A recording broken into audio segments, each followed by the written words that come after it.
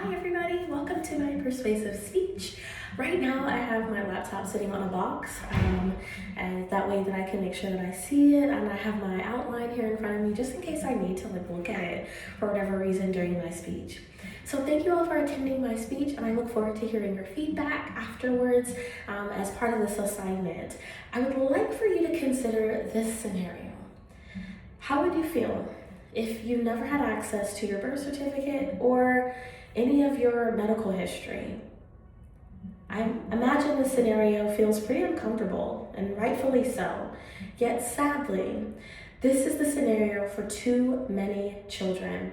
It is to be assumed that making the choice to place a child up for adoption is not always the preferred choice.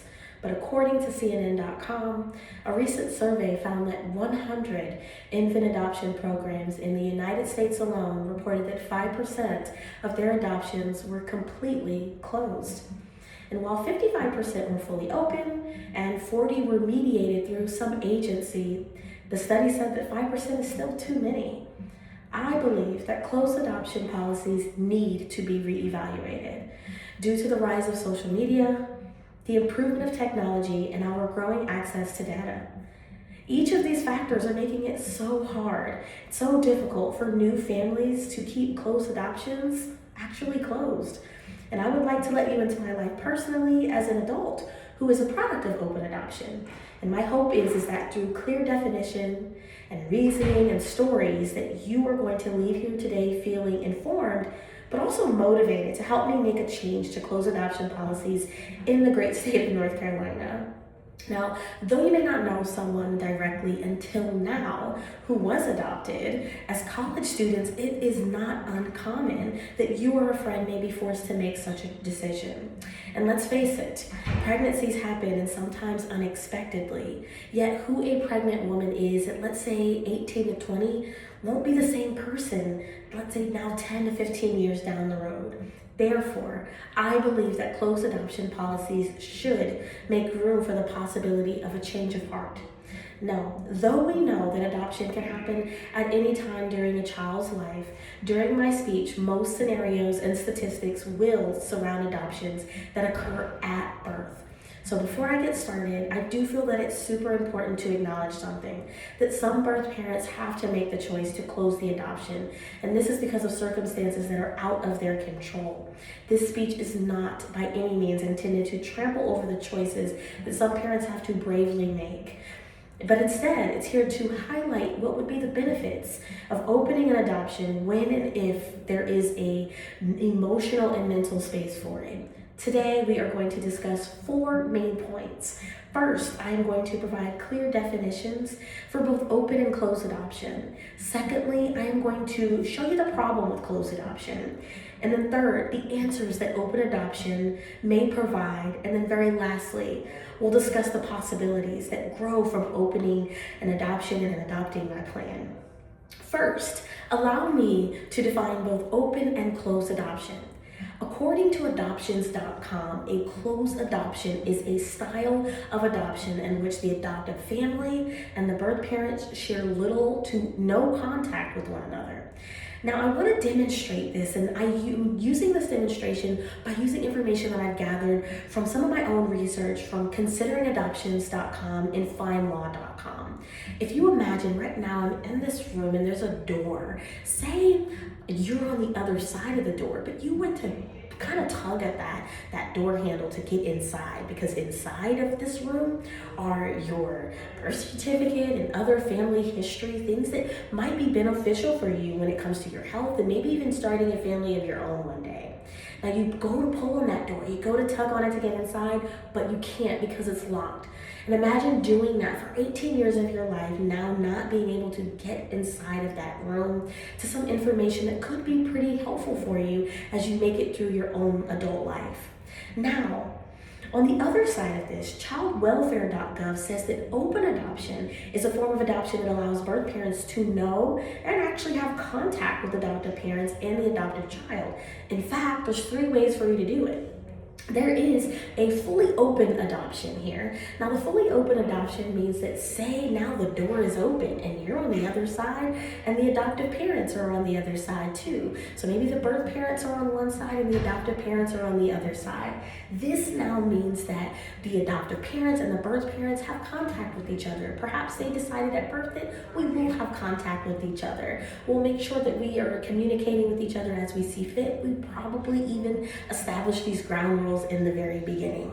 Then on the other side of that, there's another style of open adoption, which is called partially or sometimes mediated. So really there's about two different styles here. Mediated now means that there's an agency involved. Say at the birth of the child that we decided as birth parents and adoptive parents that we will make sure that we're moving through this communicative process by using an agency. By using the agency, perhaps now the adoptive parents can send photos to the agency and say, hey, this is what the baby's looking like. This is what's happening developmentally. And then they share, the agency then shares that with the adoptive or the birth parents. This allows now for some communication to happen while also not having to have like that one line of communication between adoptive parent and birth parent. Now, say for whatever reason down the line, you change your mind. The adoptive parents and the birth parents change their mind. Maybe it was mediated, but now the child is becoming older, and now we don't need the agency anymore. And now we will just work between both adoptive and the birth parent. Now we can kind of mix and change things a bit, and we can do that with open adoption, but we can't do that with closed adoption at all. So now that we have kind of a clear understanding and definitions of both closed and open adoption, let's discuss the problem with choosing closed adoption. According to AmericanAdoptions.com, the largest problem with closed adoption is that they are becoming more difficult to maintain due to social media and, you guessed it, at-home DNA tests. It's becoming very difficult for things to be actually kept under wraps because social media is completely growing. People are quickly discovering identities of biological relatives. I read a story on CNN.com and it was entitled How I Found Out About My Adoption. There was a guy, he was about, I would say 22 or something around that age, and somebody messaged him on Facebook, an estranged family member messaged him on Facebook to tell him, hey, we heard something. We have something that we want to tell you and share with you. They shared with him that he was adopted. He had no idea. He had been being raised by both his parents, or whom he believed to be his parents, but there was an adoption that happened within his family that he was never made aware of. But they were doing this for his own protection because there was more to his story. And unfortunately, because of this, now the lid is off. And now his whole life as he knew it at 22 or so years old completely shifted. Now, social media and technology, guess what they're going to do? They're going to keep improving over time, which is going to continue to increase the difficulty of actually keeping these closed adoptions under wraps. According to TheGuardian.com, not only is the rise of social media a problem for closed adoption, but there's also no roadmap to this thing. We are well beyond like the first use of social media, which means that it is going to continue to get better over time. And if this is unsolved, lives are going to continue to be disrupted, both by biological parents and adoptive children. Now, when it comes to this, there could be problems when it comes to answering questions or missed opportunities for both the adoptive child and even the birth child to actually get to know each other, and even some emotional challenges. Now that we've tackled the problem at hand, let us talk about how this can be resolved. I believe that for adoptions that take place at birth, I propose that in the state of North Carolina, closed adoptions after the year of 2021 should require birth and adoptive parents to remain in contact with the agency in which the closed adoption occurred, thus making it a 5 to 10 year requirement to reassess the case, then hopefully or maybe apply for some form of open adoption as deemed appropriate. This agreement would specify that both parties must agree to opening the adoption. Now, I recognize that birth mothers are grieving when they make the choice to give their child up for adoption, and so are birth fathers. And asking parents to revisit this 5 years down the line could be traumatizing. And this is why I'm proposing that this option simply be available. That's it for birth parents who choose closed adoption. One that they are not forced to make, but one that is just available. According to pewtrust.org, as of today, about half of states in the United States allow adult adoptees some form of access to their original birth certificate without even going to court. In at least 9 of these states, adult adoptees have unfettered access to those records. And you know why? Because some of these adoption agencies were closing, and the adoptive kids were like, hey, we want our information. We want this information. We want to know more about ourselves. So these 9 states decided we should just go ahead and give them this information anyway. So it's happening. This plan, if adopted, puts the birth and adoptive parents in control, while also considering major factors as time goes on, like social media and even DNA kits. So I believe by doing this, we would be getting ahead of a greater problem. Things that could be happening well into the future with more technology as it continues to advance, the DNA kits, or even, much like that story from CNN, family members of the adoptive child who are now sharing information that, the family hope to keep kind of under wraps. Lastly, let us explore here the possibilities that could grow from choosing open adoption at birth, or if my plan was put into effect. Now, if this plan was put into effect, birth parents could gain a sense of peace of mind. Adoptees would actually have knowledge of their background or have access or the availability to. Adoptive parents would also know more about their child's family history, and more expected parents might even choose adoption. So as college students, today's decisions might not be tomorrow's, like 10 years from now. So this means that I hope that you consider this, hope you consider signing this petition after hearing my speech to really change the closed adoption laws in the state of North Carolina.